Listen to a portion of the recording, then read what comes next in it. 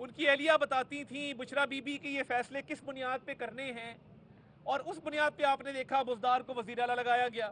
اس بنیاد پہ آپ نے دیکھا کہ بہت بہت اہم فیصلے اس ملک کے جن کا تعلق ملک کی سالمیت، ملک کی آگے بڑھنے سے تھا، ملک کی ترقی کے ساتھ تھا، وہ تمام فیصلے اس سپرسٹیشن کے اندر کیے گئے. اور ایک بندہ جو اس طرح کے معاملات کے تحت گورننس کو چلاتا ہو، یہ انتہائی افسوسناک ہے. اور جو جھوٹے الزامات اس نے پوری دنیا پہ لگائے دھرنوں کے دوران 2017 میں، یہ جو شہباز شریف صاحب پہ 10 ارب روپے کی آفر والا الزام لگایا کہ 10 ارب روپے لے لو اور یہ پاناما کیس واپس لے لو، یہ کئی بار دہرایا. یہ ٹی وی پروگرامز میں دہرایا، یہ پریڈ گراؤنڈ میں جلسے کے دوران دہرایا، یہ شوکت خانم پشاور کی تقریب میں دہرایا، یہ کراچی ایئرپورٹ پہ کارکنان سے خطاب کے دوران دہرایا. اس شخص کی تاریخ یہ ہے کہ یہ جب بولے گا جھوٹ بولے گا، اور جب فیصلہ کرنے پہ آتا ہے تو آج دنیا کے جریدے یہ کہہ رہے ہیں کہ فیصلوں کے پیچھے ایک پورا سسٹم تھا جھوٹ کا، بہتان کا، اور وہ تمام فیصلے وہ خاتون خانہ کرواتی تھیں.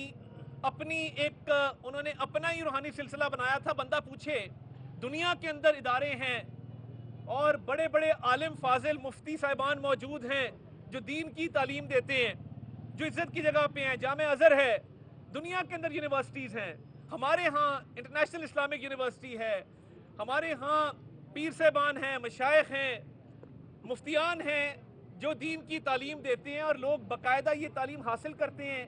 تو یہ کون سی دین کی تعلیم تھی یا روحانیت تھی جس کا ذکر اس جریدے کے اندر ہوا ہے، جس کے تحت پاکستان کی تقدیر کے فیصلے سابق وزیر اعظم عمران خان کرتے تھے؟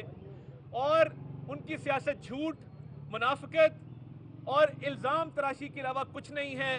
آج خیبر پختونخوا کے صوبے میں مجھے بتائیں کتنے ہسپتال، یونیورسٹیاں، کالج، کتنی سڑکیں بنی ہیں، کتنے میگا پروجیکٹ لے کے آئے ہیں. تصویر صاف کر لو، چپل کا ناپ دے دو، وکٹری کا نشان بنا دو، 4 نعرے لگا لو.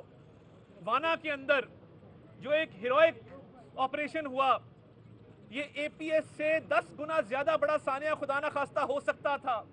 550 سٹوڈنٹس تھے، اور ان 550 سٹوڈنٹس کے حوالے سے جو پاک فوج نے بڑی مہارت، بڑی احتیاط اور بہادری دلیری سے وہ آپریشن کیا، کسی ایک بھی سٹوڈنٹ کا نقصان نہیں ہوا اور سارے دہشت گردوں کو جہنم واصل کیا. میں سمجھتا ہوں ہماری پاک فوج، ہماری فورسز خراج تحسین کے لائق ہیں، جنہوں نے پہلے جعفر ایکسپریس کی کنسپریسی جو ہے اس کو فیل کیا، اور اس کے بعد اب یہ وانا کیڈٹ کالج کے حوالے سے ایک مہارت کے ساتھ آپریشن کر کے 550 سٹوڈنٹس کی جانیں بچائی گئی.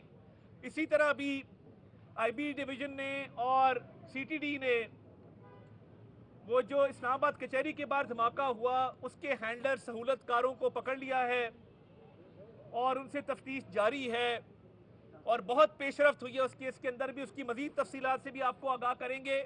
مگر الحمدللہ یہ جو سافٹ ٹارگٹس کے پیچھے جا رہے ہیں، اس کا تمام کا سراغ جو ہے وہ نکالا جا رہا ہے، اور پاکستان میں الحمدللہ انشاءاللہ تعالی امن آئے گا. اور یہ سافٹ ٹارگٹ کے پیچھے اس لیے جا رہے ہیں کیونکہ اب ان کی ہارڈ ٹارگٹ اچیو کرنے کی کیپیسٹی نہیں رہی، تو یہ اس لیے اس طرح کی حرکتیں کر رہے ہیں. مگر ہماری سیکیورٹی محفوظ ہاتھوں میں ہے.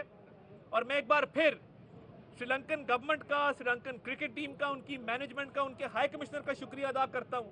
کل ہائی کمشنر میرے ساتھ تھے رات کے میچ کے اوپر، اور قوم کو بھی مبارک، وزیر اعظم نے بھی دی، بابر اعظم نے سینچری سکور کی، ٹیم نے بڑی اچھی پرفارمنس دی. سری لنکن ہائی کمشنر کا میں نے خود شکریہ ادا کیا. اس میں ڈپلومیٹک چینلز بھی استعمال ہوئے، اور میں سمجھتا ہوں کہ جس طریقے سے وزیر اعظم نے رول پلے کیا، محسن نقوی صاحب اس پر لگے رہے، ہائی کمشنر سے ملاقاتیں کی، فیلڈ مارشل سید عاصم منیر نے ان کے ہاں بات کی، ان کے جو ڈیفنس فورسز کے ہیڈ ہیں ان سے. تو یہ ایک ٹیم ورک کے تحت کرکٹ اس ملک کے اندر الحمدللہ جاری و ساری ہے اور محفوظ طریقے سے جاری رہے گا. ہم اس موقع پہ زمبابوے کی کرکٹ ٹیم جو پاکستان میں ٹرائی اینگولر سیریز کھیلنے آئی ہے ان کا بھی شکریہ ادا کرتے ہیں، اور انشاءاللہ پاکستان میں کرکٹ جاری رہے گا، عوام کو اچھی کرکٹ دیکھنے کو ملے گی، اور پاکستان انشاءاللہ تعالی پاکستان کا ہر شہری محفوظ رہے گا. اچھا سر، کہ عمران خان کے دور میں جو ججز کو لگایا گیا تھا، آج انہی ججز کو جو ہے ٹرانسفر کرنے کی باتیں کی جا رہی ہیں، لسٹیں مرتب کر دی گئی ہیں. یہ کب تک چلے گا؟ 13 جج، میرا جج، اس کا جج، اس کا جج. دیکھیے، ایک تو مناسب نہیں ہے کہ آئینی ترمیم کے اوپر ہم اس طرح کا کامنٹ پاس کریں. یہ आइनी तरमीम के तहत एक प्रॉपर प्रोसीजर्स हैं और प्रॉपर उसका कानून का और ज़ाब्ता जो है वो बाकायदा तौर पे बनाया गया है। तो कोई किसी की पसंद नापसंद पे ये फ़ैसले नहीं होते, ये फ़ैसले आइन और कानून के मुताबिक होते हैं। और पार्लिमान इस मुल्क का एक बालादस्त इदारा है जिसको कानून साजी का भी हक़ हासिल है और आइनी तरमीम का भी हक़ हासिल है। उन्होंने एक मेरिट बेस्ड सिस्टम बनाया इस मुल्क के अंदर, सेपरेशन ऑफ पावर्स को देखते हुए, जुडिशरी के रोल को देखते हुए, पार्लिमान के रोल को देखते हुए। तो ये ऐसी कोई बात नहीं है और जो भी तकर्रियाँ हो रही हैं वो लीगल कॉम्पिटेंस पे, वो ऑब्जेक्टिविटी पे और मुकम्मल तौर पे वो मेरिट के ऊपर होंगी। किसी की ज़ाती नापसंद का ये मामला कतई नहीं होगा।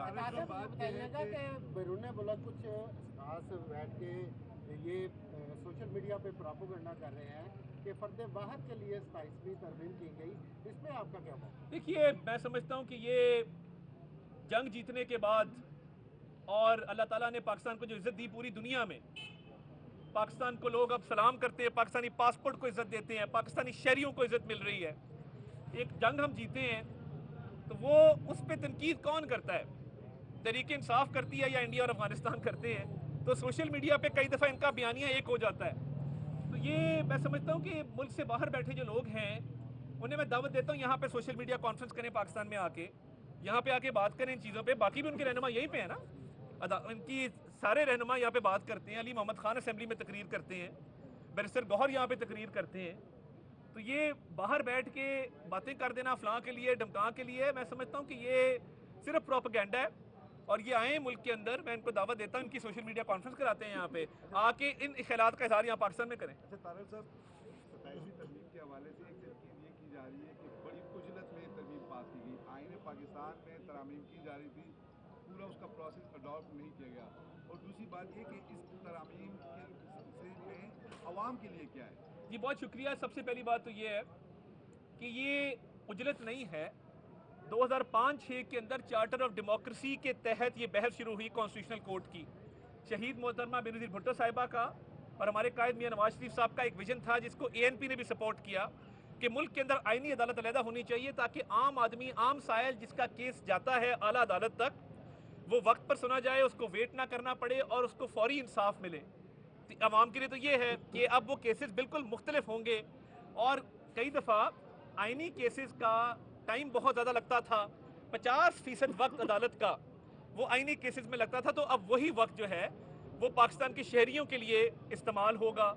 दूसरा, प्रोसेस मुकम्मल अपनाया गया है, लीगली जितने प्रोसेस थे सब मुकम्मल तौर पे कंप्लीट हुए। और इसके साथ साथ ये बड़ी अहम बात है कि ये डिबेट कई सालों से चल रही थी, कॉन्स्टिट्यूशनल कोर्ट की भी और बाकी भी जितने मामलात इन तरमीम में आए हैं, इस पर बड़ी सैर हासिल गुफ्तगू हुई है, सियासी मुशावरत हुई है और ये कतन उजलत में काम नहीं किया गया। उजलत में काम वो किए जाते हैं जिन पर बहस ना हो, मुशावरत ना हो। ये तो देखिए ना, कई सालों से जो मामलात चल रहे थे, कभी ना कभी तो उसने होना था और वो सही वक्त पर हुआ है। देर आए दुरुस्त आए। इमरान अहमद न्याजी ने उस वक्त एक झूठा इल्ज़ाम लगाया कि मियाँ शहबाज शरीफ ने उनको पनामा केस वापस लेने के लिए 10 अरब रुपए ऑफर किए हैं।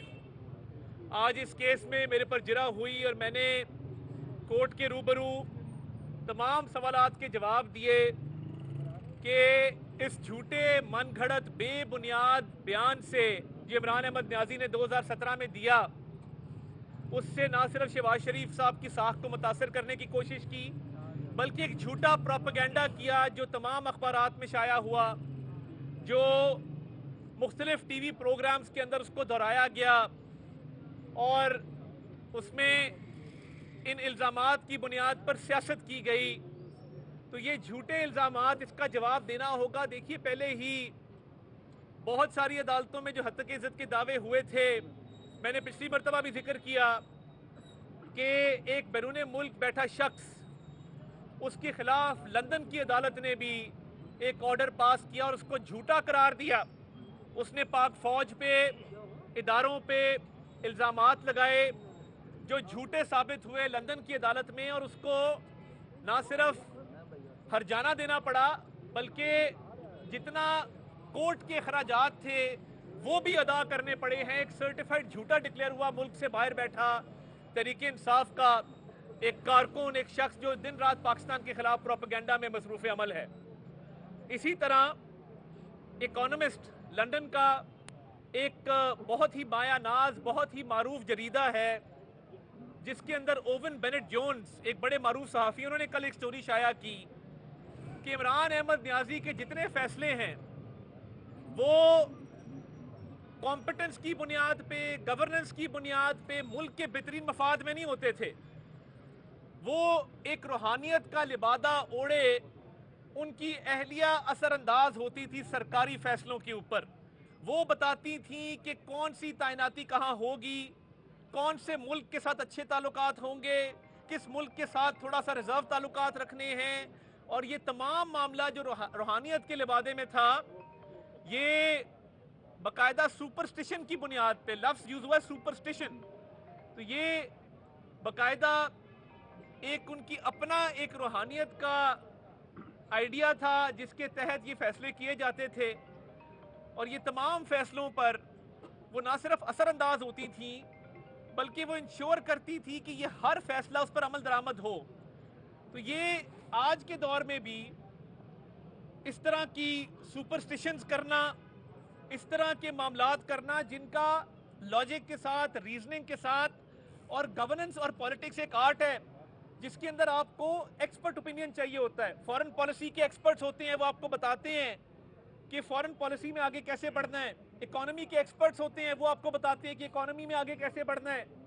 اور ہر فیلڈ کا ایک اسپیشلسٹ ہوتا ہے. مگر لندن کے جریدے نے یہ کہا ہے کہ یہ ایکسپرٹ کو نہیں پوچھتے تھے، نہ فورن پالیسی میں، نہ اکانومی کے حوالے سے، نہ ڈومیسٹک پالیسی کے حوالے سے، اور نہ ہی ملک کو آگے لے کے جانے کے حوالے سے. یہ تمام تر فیصلے ان کی اہلیہ بتاتی تھیں، بشرا بی بی کہ یہ فیصلے کس بنیاد پہ کرنے ہیں.